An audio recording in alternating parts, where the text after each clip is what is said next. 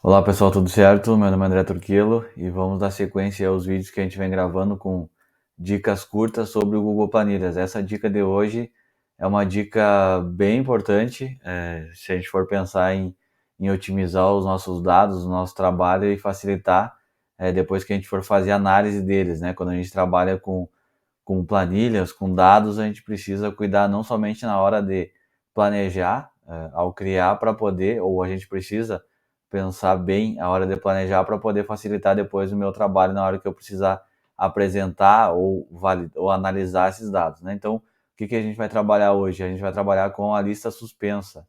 E aí eu vou mostrar para vocês, eu estou aqui com alguns cursos, digamos que esses cursos na instituição que eu trabalho nós temos, né, no Instituto Federal Farroupilha, nós temos alguns cursos, obviamente que eu coloquei nomes abreviados, também não prestei muito atenção em relação a isso, porque é só para trazer a necessidade para que vocês possam colocar dentro do seu contexto, seja dentro do contexto de educação ou não, né? É para que eu saiba que se eu tiver, por exemplo, modalidades, eu posso usar, por exemplo, em cidades, posso colocar, se eu precisar preencher uma planilha com nome e cidades, eu posso usar o lista suspensa para facilitar o trabalho e eu vou dizer depois como isso pode nos ajudar. Como que eu vou fazer na prática? Eu estou aqui, então eu tenho o curso de ADM, alimentos, info e modalidades, né? Nós temos 3 modalidades na instituição e todos esses vão se encaixar em alguma dessas modalidades. Então, para que eu vou escrever, por exemplo, toda vez que eu for criando algum dado, eu colocar modalidade, eu tenho que colocar superior, subsequente, integrado, enfim,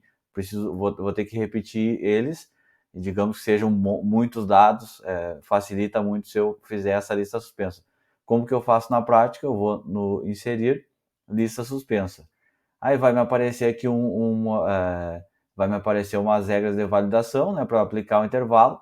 Já posso colocar inicialmente aqui, vai aparecer página 1, B3, posso colocar B3 até o B100, por exemplo, mas eu posso colocar muito mais, né? Depois posso editar também esse.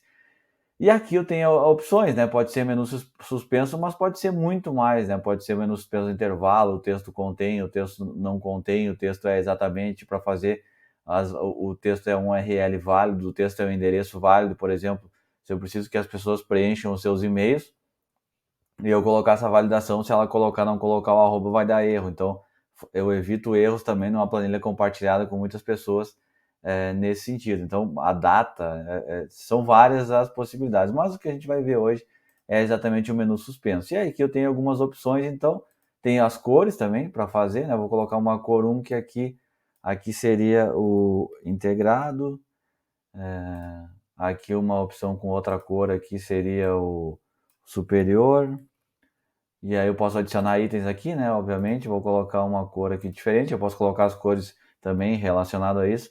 Vou colocar subsequente. E essas são as minhas opções, simples assim. Posso colocar como concluído e ele já vai estar aqui. Então, vou colocar minha carinha aqui para o lado.